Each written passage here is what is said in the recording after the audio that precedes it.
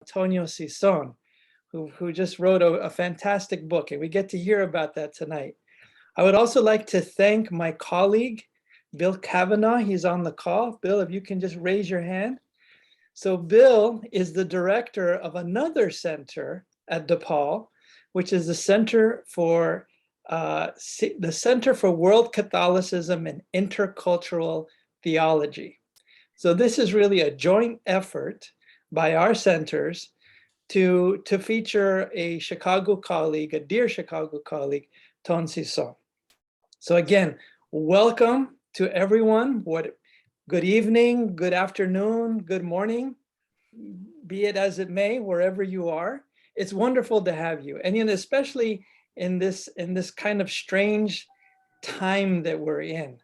I know that we do a lot of Zoom these days, and I know that things are very different than they were 2 years ago. But we continue on, and it's really a blessing to be able to come together, even in this virtual way, to celebrate the marvelous work of Antonio Sison. So that's what we're going to do tonight. I'll go ahead and jump right in. And many of you know Ton, but for those of you who may not know him that well, let me say a few words about him. Antonio Sison is the Vatican Council II Chair of Theology at the Catholic Theological Union in Chicago, in Hyde Park to be exact. Ton earned his master's from Maryhill School of Theology in the Philippines and his PhD from the Catholic University of Nijmegen in the Netherlands. He is the author of many books, many of which have to do with film. And some of the titles of his books include The Sacred Foodways of Film, published in 2016, World Cinema, Theology, and the Human, Routledge, in 2012, Screening Skillebeck's Theology and Third Cinema in Dialogue, published in 2006, and he's also a contributing author to a number of other books and journals. If you know Dr. Sison, you know that he is very well traveled. And he has given a number of lectures in different parts of the world, including Mexico, Kenya, Vietnam, Singapore, Malaysia, the Philippines, Austria, the United Kingdom, the Netherlands, and a number of venues within the United States. And most recently, he's also been a keynote speaker for the 2018 Association for Southeast Asian Cinemas Biennial Conference in Yogyakarta, Indonesia. And also he was a keynote speaker at a Film and Theology Colloquium at the Universidad Iberoamericana in Mexico City. So Ton is a universally loved teacher, colleague, and scholar. And it is one of my greatest joys in life to also call him a dear friend. So with that, I will turn it over to Dr. Antonio Sison, Ton Sison, to talk about his wonderful book. Ton, the floor is yours. Thank you very much, Hermano Chris, for this wonderful introduction, and also a word of thanks to Bill Kavanaugh for supporting this event. So generous and so gracious of you, both of you, to collaborate on this. But I'm delighted to share with you my latest book, which has to do with inculturation. I have worked on this book for a total of 7 years, 3 years thinking, and the rest traveling, research, and writing. And but there was not a minute that I did not find this to be a passion project. It's something that's very close to my heart personally. And yeah, I'm delighted that you're all here. Thank you very much. The Dean of CTU is here, Roger Schrader, Professor Roger Schrader. Thank you for making time for this, Roger. Really appreciate it. And a lot of my colleagues and friends and former students, thank you. And everyone who just came in, thank you for dedicating this precious hour and spending it with us. So without further ado, I'm going to share screen here because I am a very visual person.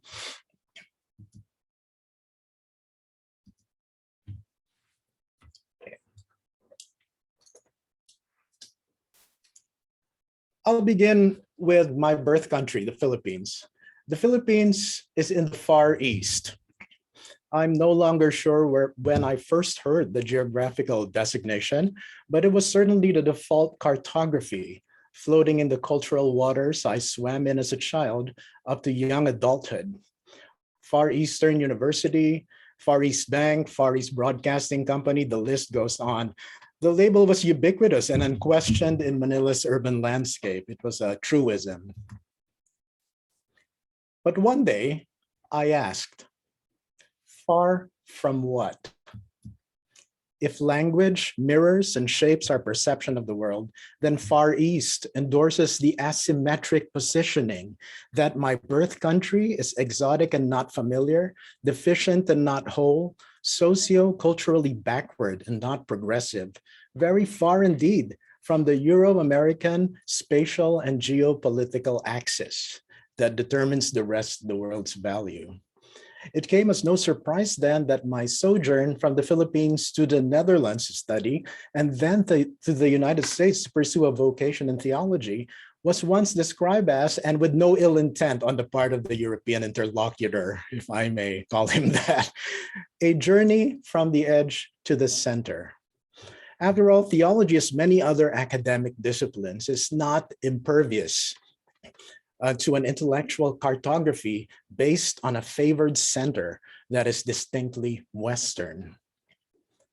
Scholars who worked in postcolonial third world contexts, such as Tanzanian theologian Laurenti Magesa, I'm sure many of you know him, have identified a recurrent Western cultural possessiveness of the Christian faith inflected in missionary history, thus pointing out the need for the inbreaking of cultural viewpoints of many hues, each one deserving equal placement at the center of theological discourse.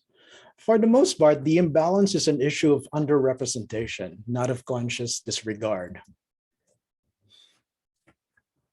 What is clear, however, are the implications of such an underrepresentation on the side of those who have been overlooked. For those who remain far, remain invisible, and their faint, distant voices easily and routinely drown in the resounding Western chorus of the proximate.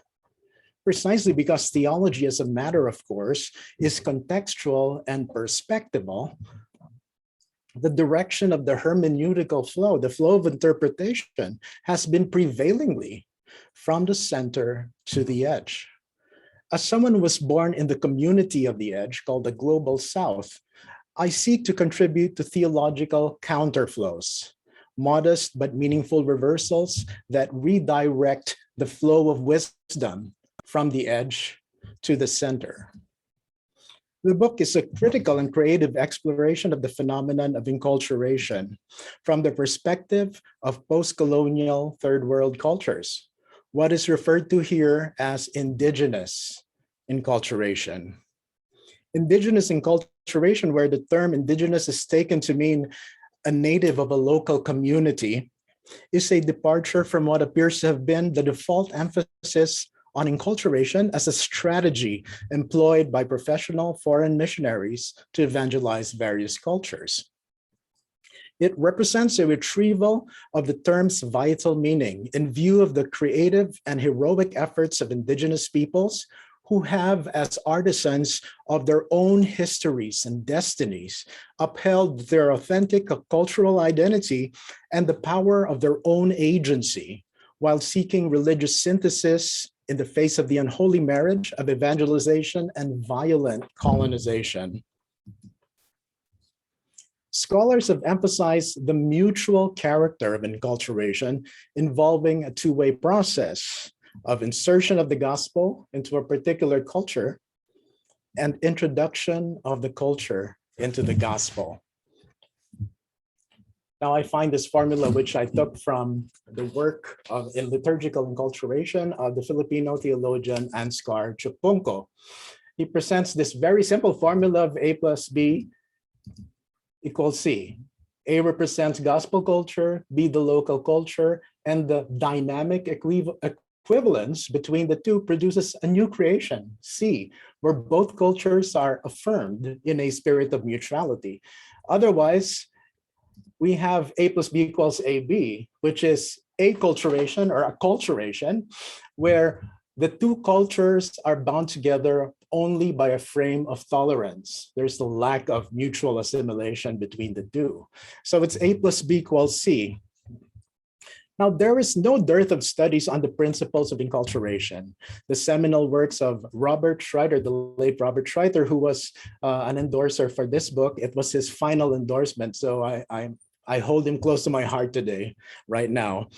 Stephen Bevans, I hope Steve has popped in, but he wrote the prologue for this book. Aylward Shorter, some of the names that have been popular in this area, they've made invaluable contributions to the development of enculturation in mission studies. That said, the landscape represents a predominantly Western missionary perspective. What is yet to be sufficiently covered is the cultural recapitulation. That B here that makes it a C needs a little bit more work. When one considers the ground upon which postcolonial cultures stand, their vantage point given regardful attention, the understanding of where agency is located in enculturation shifts dramatically. Although to a certain extent, Indigenous Inculturation does figure in the scholarly debate, and I can name the works of Peter Fan, for example. Kosuke Koyama is another one, Yvonne Guevara from Latinoa Studies, and Agbonken Mege Orobator, a close friend of mine from Nigeria, immediately come to mind. It remains inadequately represented, as though there had been an ironic forgetting that the primary agents of enculturation quite necessarily are the peoples who have a higher stakes in the process. Filipino Bishop Francisco Claver maintains, foreign missionaries cannot be the primary agents of enculturation. They are outsiders in relation to the culture of the people they are evangelizing. The mediating and catalyzing role of missionaries is not lost on Claver, who rightfully affirms the essential task of bringing to birth the salvific dialogue of faith. He emphasizes, however, that it is only the natives who own the culture who can bring what is inherently theirs into a true and dynamic integration with the Christian faith. And this is affirmed by no less than Pope Francis, who asserts, we can see that the different peoples among whom the gospel has been enculturated are active collective agents or agents of evangelization. This is because each people is the creator of their own culture and the protagonist of their own history. This is from Evangelii Gaudium 2013. And so before I get into a particular case study that I wanted to deep focus on, just some methodological basis that I need to cover so that you'll appreciate the kind of journeying that I did for this book. A couple of trajectories that the book represents here. First, the aesthetics of liberation. Well, my hermano Chris Terrace did a fantastic job on this in his book as well. But the aesthetics of liberation is, at least in my application, refers to a critical examination of the ways by which the creative strategies of art and ritual conspire to function as an aesthetic form of social and cultural analysis. Here, critical theological reflection can develop inductively in a journey process. For example, the image you see in the background, it's quite a striking image, is Hekima Christus, a 1982 altarpiece fresco of the risen Christ, and placed in the worship space of Hekima Jesuit University College in Nairobi, Kenya, where I taught a special course. The creation of martyred Jesuit theologian artist Engbert Maveng, M-V-E-N-G, Maveng, from Cameroon, Hekima Christus subverts and interrogates conventional Christological images by portraying Jesus' face as an indigenous African ritual mask. Here you go. I hope that you see that. It's an astonishing work of visual inculturation that brings Christ into the center of African life. It also prophetically confronts what Muveng calls anthropological poverty that has long afflicted African cultures. A lot of the details here and a lot of layering of meaning can be found in my book, so I guess you'll need to buy it, free plug. The second trajectory that I wanted to underscore is the folk Catholic imaginary. The aesthetics of liberation brings to life the often forgotten narratives and histories that emerge from a folk Catholic imaginary. I describe the folk Catholic imaginary as the way by which devotees imagine and image their relationship with their immediate and extended community, with their religious institution, and with their God. Not confined to the authority of doctrine and theory, the folk Catholic imaginary lies in the intersection of the artistic, the cultural, and the theological. Given this, my focus is on religious art forms and the performative devotions that surround them. And again, the striking image you see here is another case study in the book, Manila's Black Nazarene, a dark-skinned cross-bearing image of Jesus brought by Spanish missionaries from Mexico in the 17th century, in the 17th century colonial period via the Manila galleon trade, whose route is Acapulco to Manila. The fervor surrounding the procession of the Black Nazarene that you see here is an astonishing religious visceral phenomenon, a pilgrimage of touch that has long eclipsed the original colonial choreography of controlled solemn observance that characterized its original Iberian moorings. I work on the thesis that the shadow referent of this impassioned devotion is a pre-colonial Filipino primal religion that survived nearly 4 centuries of Spanish colonial Christianization.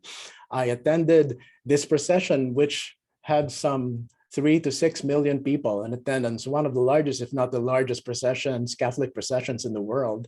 And I was there at 3 a.m. when the procession was launched.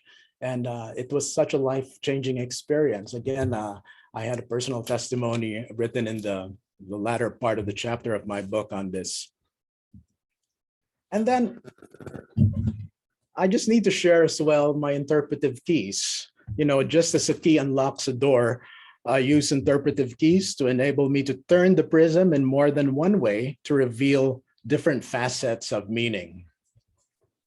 First, a hermeneutics of suspicion, to interrogate the relational asymmetries, cultural fallout, and religious implications that issued from a protracted experience of colonization.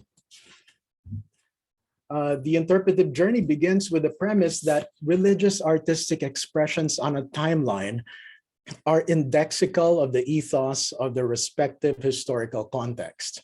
Thus, like virtual time machines, and I really enjoy this image of virtual time machines because I actually encountered the religious art and the rituals, and I really felt transported back into time. So it's a synchronic look into the present, back into the past, and then back into the present. That's how I had traveled through the chapters of this book.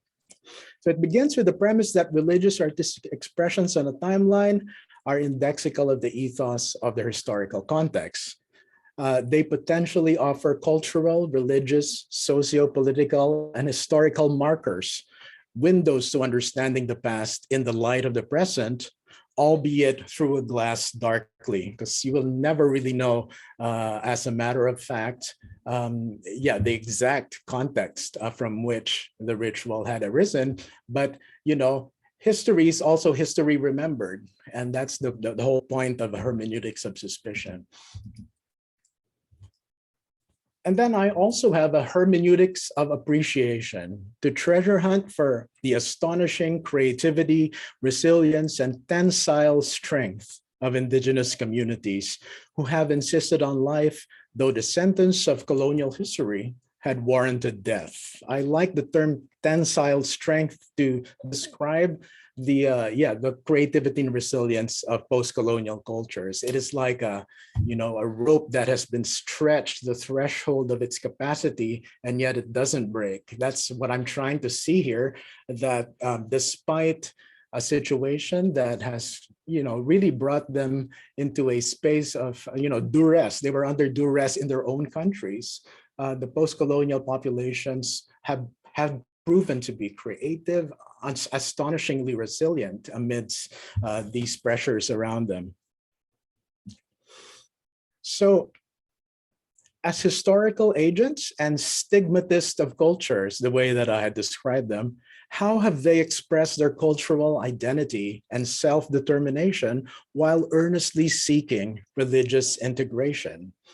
Taking up this question requires an engagement with anthropological and historical studies with thoughtful attention given to post-colonial and native informants' perspectives. And that's the reason why I had to travel and to retrace some of these from the ground where they had arisen. And the third one is what excites me and is what I'm going to focus on today.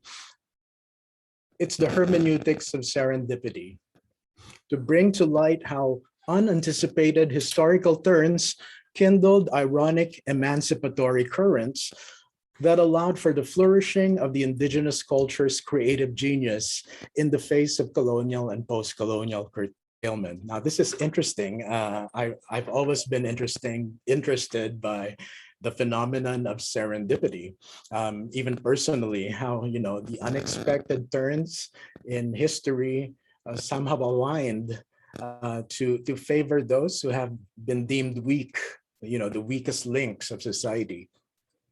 Now, the term was coined by the 18th century English political writer and publisher. His name is Horace Walpole, W-A-L-P-O-L-E. From the root serendip, which is the classical Persian name for Ceylon or Sri Lanka, as we know it today. Now, the term serendipity refers to the faculty of making fortunate discoveries by accident, and also the occurrence and the instance from which these discoveries arise. Now, Walpole uses the term in a letter he wrote in 1754. He was describing a silly fairy tale entitled The Three Princes of Serendip, where the king's sons in the story made auspicious discoveries by accident and sagacity. Serendipity has gained wide currency as a descriptive term, from unplanned love affairs in popular movies to unexpected scientific discoveries and inventions. Because it stands out as an original and cutting-edge method in the examination of enculturation, I will bring this third aspect, a hermeneutics of serendipity, to deeper focus. And I have an example here from science, from medical science. So one example is the phenomenon of serendipity is the story behind an invention, a medical device known as the nit-occlude. Now, years of research to develop a non-surgical device to treat congenital heart defects among infants who live in the high altitude city of La Paz in Bolivia unexpectedly leads physician Franz Freudenthal to seek the help of the indigenous Aymara weavers of the Andes, who are pictured here. Possessing ancestral knowledge, the native genius of the women had surprisingly become the secret formula for the successful invention of the nit-occlude. Now, it's funny, if you read the whole story of Freudenthal, he came across the weavers accidentally. He was up the mountains, he was hiking, and he discovered that they were doing this. And through that chance encounter, he came up with the idea of why not use this to be, kind of like the formula for this medical device he was inventing. So, but yeah, with a single string made of a special alloy, each weaver painstakingly creates a tiny and intricate foldable basket structure that makes its way into the heart through a catheter and then literally blooms open into shape to seal the hole that causes that life-threatening problem. Now, the weave follows the traditional fabric design known as chacana or Andean cross, and a single knit or glue device requires the weaver to recreate the pattern 120 times. Dr. Freudenthal uses para-religious language to describe the unlikely marriage of medical science and indigenous culture, and I quote, "It's beautiful that this ancestral weaving, together with the technology, is saving lives. For me, it is a miracle." So eloquently represented in the story of this medical miracle is the notion that serendipity becomes possible through the mysterious movement of the transcendent, plus keen human attentiveness and creativity. The work, for example, of John Paul Lederach in his book, The Moral Imagination, the book on peace building, also refers to this, to serendipity, at least in the context of his own work. So in the contextual and post-colonial frame of my work, it's purposeful to understand serendipity as a conspiracy of grace. The serendipitous turns of history open up exodus moments for those who have been enslaved, humiliated, and defaced by what is not God. And against unsurmountable odds, the peoples of the edge were able to find unexpected creative spaces for themselves, where they were afforded the chance to regain a sense of authentic identity, dignity, and agency. Indeed, God in them within the colonial crucible and its continuing after effect. So the formula would be the creative genius of the people, or sagacity, and that element of surprise, grace in unexpected turns. So the grace is in the surprise. And I appreciate this because it tells you a lot about the character of, the divine movement in the world, the economy of salvation. You cannot domesticate the movement of grace. And that's why it's surprising, because, it's unpredictable. And it's what's predictable, though, the element that's predictable is that grace is at work in favor of those who have no power. And that's consistent with the God image of Christianity, consistent with the prophetic liberating tradition of Scripture, and consistent with church social teaching. So it's an exciting piece. This is where I really had fun in my research, when unexpectedly, serendipitously, I use this reflexively now, I also found surprising turns in my engagement with these various cultures. Again, more detail in the book. So grace could be found then on the edge of genius, in those fragile turns where surprising mystery and audacious creativity kiss one another. In more theological terms, it's serendipity is a God-human collaboration. So this is my case study. I chose one, and I chose the one that's most proximate to us, a Chicago mural called Increíbles las cosas que se ven. Now, the revered 16th century image of the Virgin of Guadalupe, impressed on an indigenous nahuatilma or cloak, has innumerable iterations. We know this, not only in the Americas, but in a diversity of cultures in the Catholic world. The journey for me begins with this 3-paneled Guadalupe mural in Pilsen, a Chicago Hispanic neighborhood. And what was also very telling for me was it was atop a structure called John's Lavanderia, just to tell you how embedded this is in lo cotidiano, in day-to-day life. But you won't miss this if you drive through Pilsen, entitled Increíbles las cosas que se ven, or translated as, oh, the things you'll see. The mural is the work of Jeff Zimmerman, who I had a chance to interview by email. He's a noted Chicago muralist. Several of his works are around the city, who in 1996 was commissioned by St. Pius X Church, which is just across this street, actually, to paint a triptych portraying the Guadalupe narrative. Now, beginning from the panel to the right, a little bit of semiotics here. We see 6 Mexican individuals. young and old alike, attempting to cross the Rio Bravo del Norte, or the Rio Grande, which forms a 1,000-mile natural border between the United States and Mexico. Now, they are in pursuit of economic opportunity and a better life. It will spell for them, well, it's a perilous, life-threatening journey.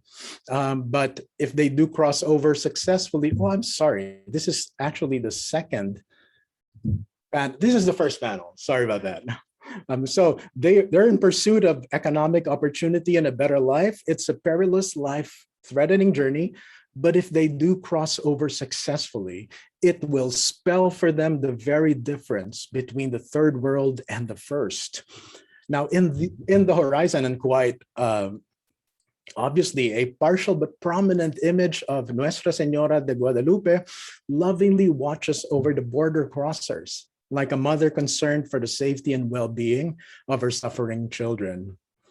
Now, here we go. The middle panel features the Hispanic immigrant workforce in the United States, an estimated 8 million of whom are undocumented, who make a substantive contribution to the growth of the national economy. They're technicians, factory workers, street vendors, construction workers, cooks, housekeepers, resilient and hardworking people who get the job done, but who are often unacknowledged, underpaid, and invisible.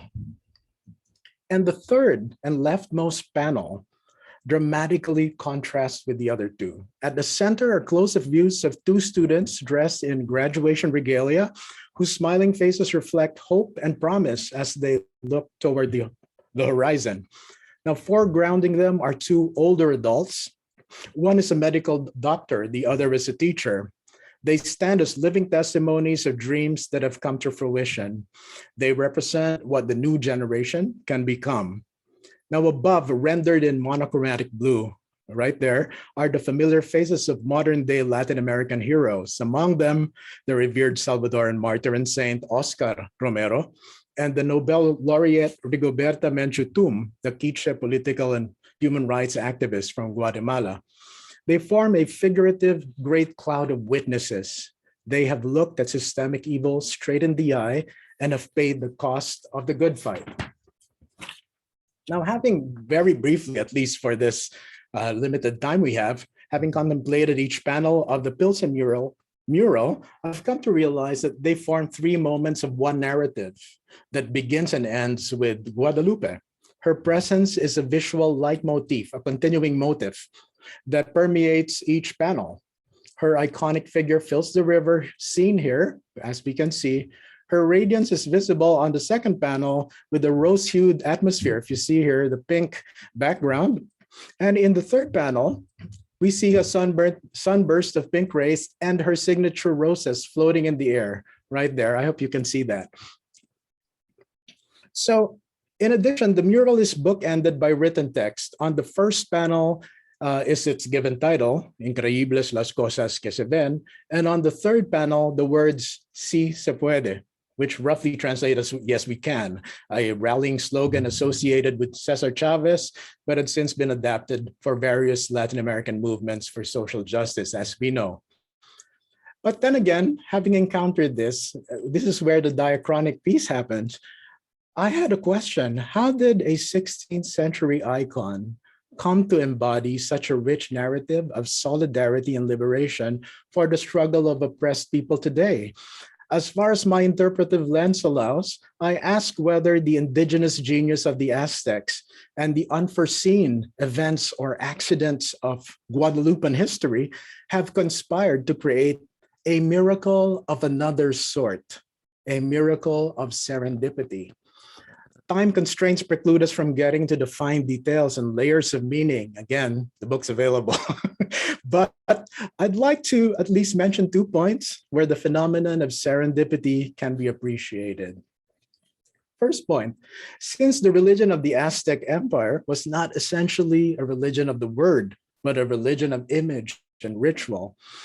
For this, I did visit the Guadalupe Shrine in Mexico City and also the very rich Guadalupe Museum. If you have a chance to visit Mexico, the museum right beside the shrine, the basilica, is a discovery. From outside, it looks very small, but when you enter, I go, wow, I'm stunned by this collection of iconography from a bygone era. It's just amazing. So, yeah, since the religion of the Aztec Empire was not essentially a religion of the word, but a religion of image and ritual, Spanish Catholic images would play a vital role in the Christianization of Mexico, or New Spain. But here you go, in a paradoxical turn, Guadalupe, the very Marian image conceived as a vessel for the propagation of colonial Spanish religion, became a kind of open system within a closed system. The very portal for the gradual crystallization of a renewed sense of indigenous identity and self-determination. And this is mainly to do with the imaging of Mary as an indigenous Nahua woman who chooses an unschooled indigenous man, Juan Diego, as the first recipient of the good news of salvation and liberation. The balance of power had changed. Behold, a Mexican Magnificat. Now, there's a lot of detail to this. Is the toughest chapter for the sheer volume of material that I had to pour through.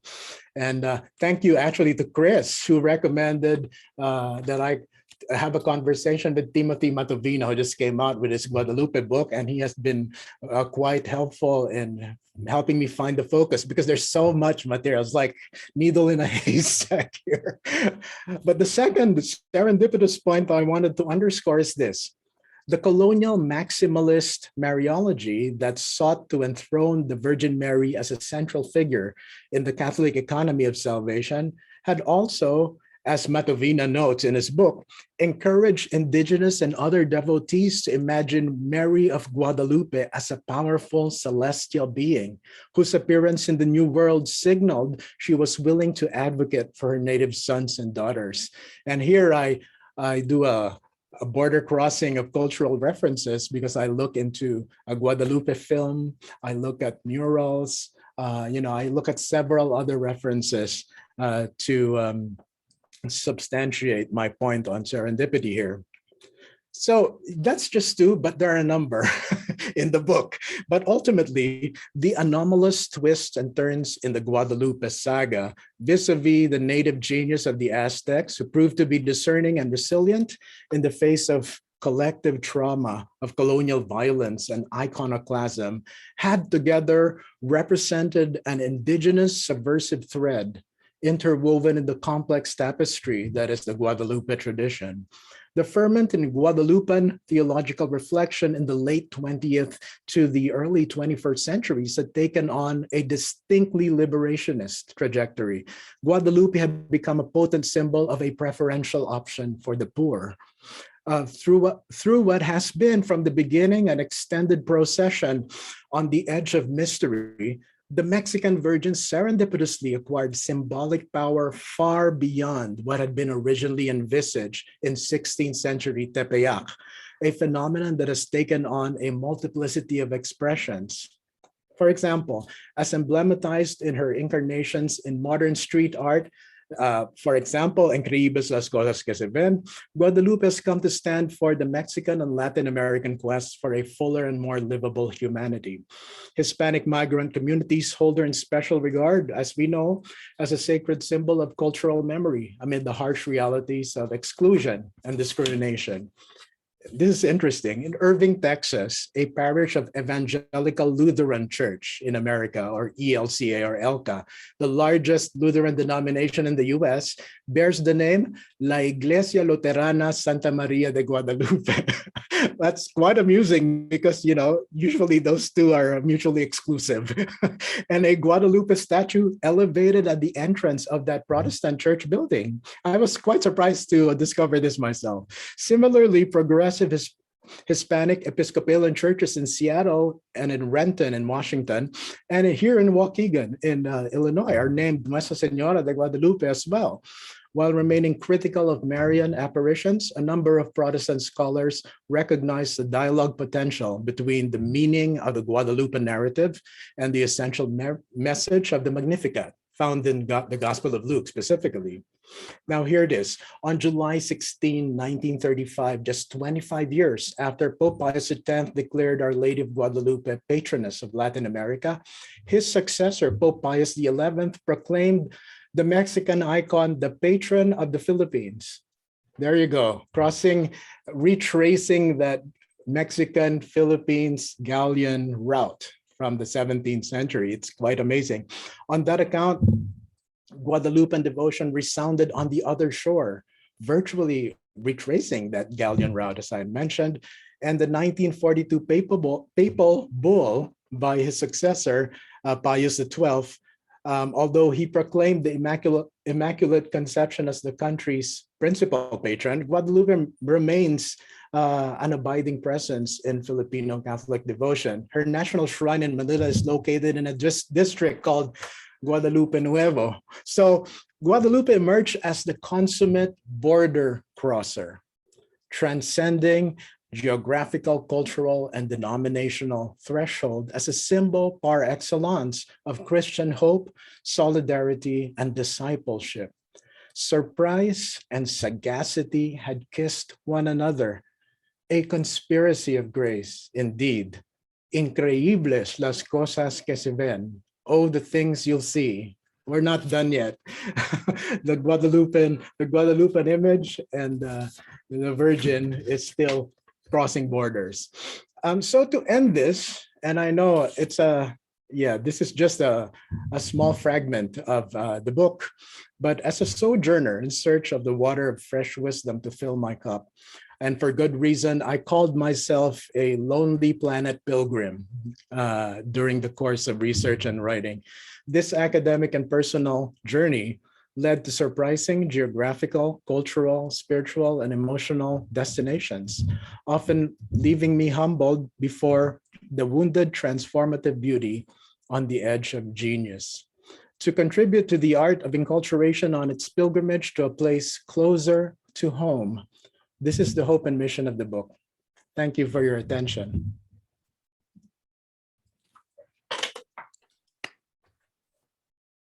Aplauso.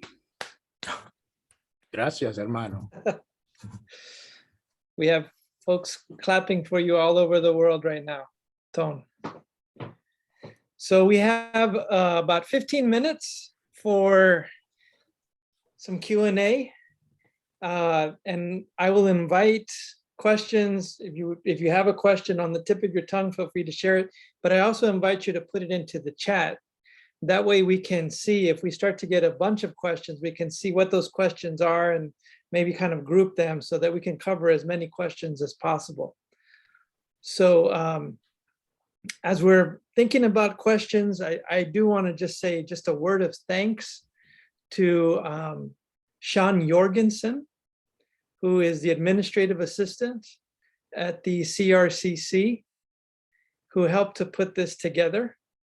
So thank you, Sean. And he took care of all of the Zoom invites, and also Karen Kraft from the Center for World Catholicism and Intercultural Theology. So thank you it really takes a team to do all of this and the publicity, and it was really great working with both of them. So any questions for Brother Tone here? Yes, Diane. I don't have a question, I just have a comment. First of all, I really want to thank you, Ton, particular for your presentation, but also the work, and that it's very exciting to get enculturation from the other side, if you will. And I'm just very excited about this particular approach. So thank you so very much. Thank you, Diana. You've always been a supportive voice in this journey of mine, and I'll never forget that. Thank you.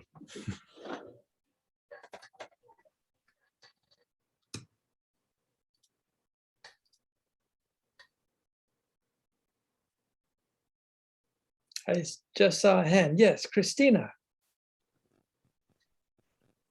Oh, I think another person had their hand up first before me. I think it was Raphael, so I'm happy to go after him.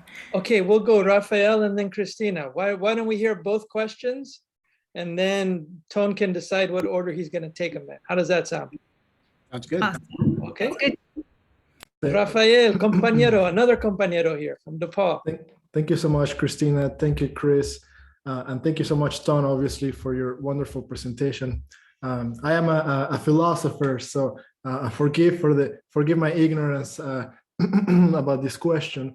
I wanted to ask you how you understand or how you relate to the question of what tends to be known as the concept of syncretism, right? So I work a great deal on some topics in Latin American philosophy.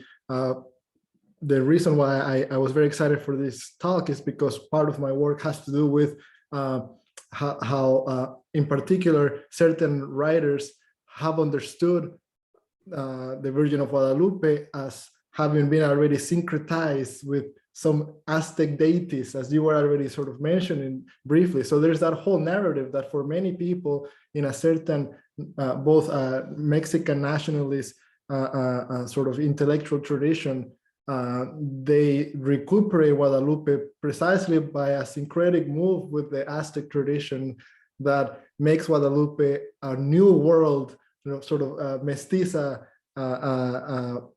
post-colonial virgin against, the Virgen de los Remedios, who's a Spanish, the imperialist of the reconquest of Spain, tradition. So I mean, to your question of of how is it that the Virgin of Guadalupe became so important for Mexican nationalism? It has to do so much with that sort of history, a nationalist history that sort of marries a certain Catholicism to an Aztec past in Mexico's attempt to come out as, again, as a mestizo nation, not just obviously Spanish. So just that, a question of syncretism. Thank you for such a wonderful presentation. Thank you, Rafael. That's a wonderful question. In fact, I spent some time in the book dealing with syncretism. From the religious Catholic perspective, syncretism is taken on like a stigma because it connotes that there's a selling out of the gospel message in order to accommodate indigenous references. And that has been debunked by no less than one of the expert in culture, Robert Schreider, who's a confrere of mine, the late Robert Schreider. What I found helpful in his work is that he says that, not every kind of syncretism is negative, and the stigma is uncalled for. It depends what kind of syncretism that is. In his book, Constructing Local Theologies, he dissects syncretism in a very detailed way. And I use that in the book as a yardstick by which I precisely answered your question. And for me then, applying this to Guadalupe, what I see is that syncretism has more to do with what I describe as acculturation or acculturation, the formula A plus B equals AB. There's not enough mutual assimilation to produce a dynamic equivalence between the gospel culture and the indigenous culture. For me, in my understanding, that is what I would call syncretism. But with Guadalupe, it was really quite special because the dynamic equivalence is stunning. One of the bridges between Aztec culture and Catholic religious culture is it really lends itself to the message of the Magnificat, which is a very subversive message coming from the life of Mary, the mother of Jesus, who very prophetically proclaims a reversal of fortunes, a change in the power balance when she became the bearer of Christ, the bearer of Jesus Christ, the mother of Jesus Christ. And in that very subversive Magnificat, that's just one, I had found this bridge, this conceptual bridge by which I tried to explore the ways in which the resonances between the Aztec portrayal of a mother figure as against Virgin Mary just really blended in a very substantive way. That's one way in which I saw enculturation as being operative in Guadalupe, that makes her a symbol of mestizaje rather than simply, at least in the traditional way of understanding syncretism, it goes beyond that. So I hope that gives you a hint of the direction that I took. But in the book, I do spend more time dealing with this question. So thank you for that very relevant question. We're gonna put Tone's feet to the fire here. We have three questions. So we're gonna hear each of those questions. And then, Tone, you can decide how you're going to answer them in the remaining 5 minutes. Sure, let's let it burn. burn. Okay, so we're going to do Christina, and then I'll read you a question that Gerald wrote, and then Bill also PM'd me, and he has a question. So let's hear the 3 questions, and then we can decide how we want to go out with you responding to those. Christina. Sure. Thanks. Salamat sa libro mo, my kababayan. Walang anuman, kababayan. So my question is, you'll understand this question because you know where my trajectory is in terms of my research. So you know that this year is the 500th year anniversary of Christianity in the Philippines. Mm-hmm. And I love that Mary acts as that subversive figure for a lot of different cultures, but also, you know, I find that there's not enough colonial critique, I guess, from the pews. Like, for example, from my titas and titos, your titas and titos, they wouldn't necessarily engage in sort of critique of colonialism. I wonder if you explored that in your book, that, you know, Mary can act sort of as that enabling our own people to engage in colonial criticism or critique. Mm-hmm. I don't know if that makes sense. Yeah, great question. So then the second question, okay. The second question is from Gerald, and then we'll go to Bill. So it's in the chat. He says, Tone, you obviously have an eye for art. So without having your book yet, I am trying to decipher your title. Is the accent on art in the process of enculturation, or is the accent on enculturation as art? And then Bill, you have the last question. So, Tone, my students love enculturation, but they tend to think that it's what other people do. So it's what people in Africa and Asia do, and they don't see enculturation in the United States until I show them a picture of Jesus carrying a rifle with an American flag draped around his shoulders. So I'm just wondering if you spell out criteria for bad enculturation as well as good enculturation. Mm-hmm. Let me answer the question that has I guess that demands the shortest answer would be the question of art and enculturation. The way that I had put this together in the title is that it's a both and. Art as in it's a praxis. It's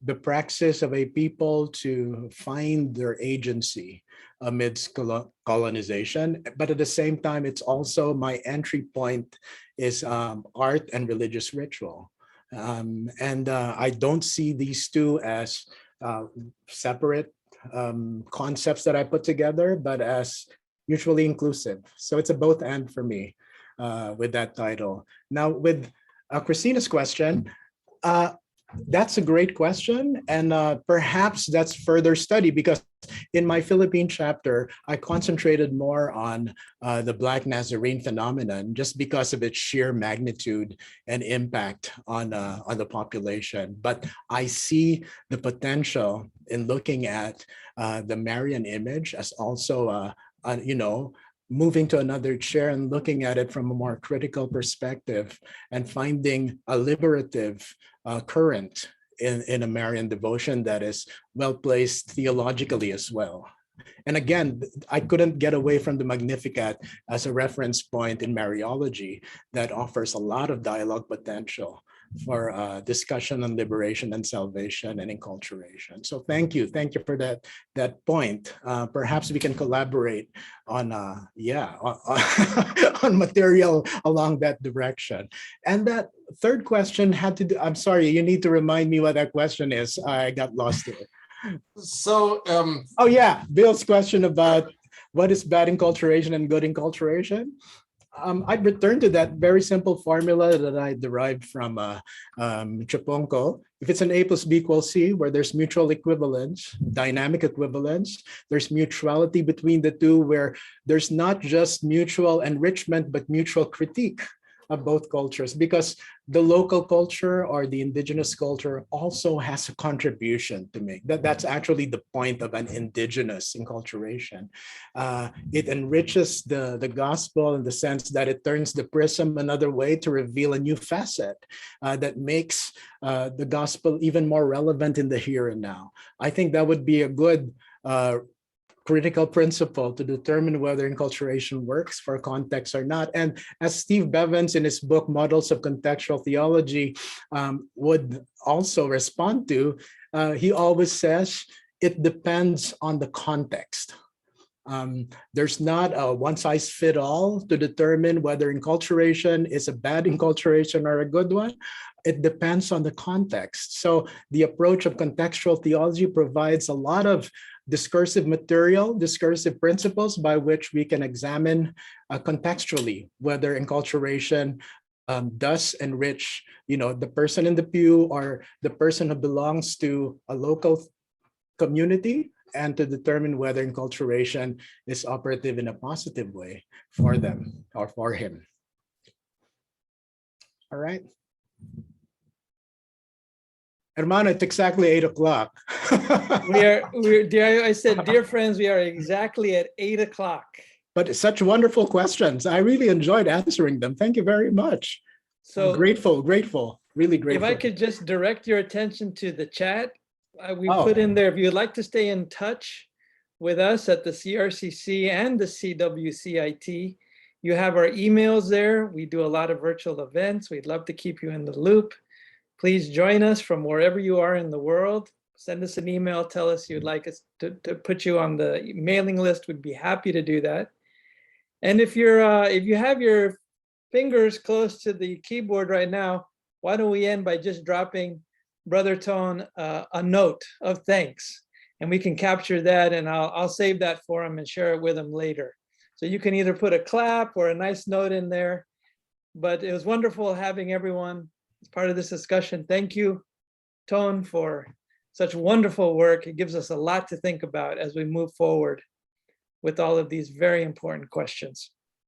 My pleasure. Thank you all for coming. Thank you. Bye, everyone.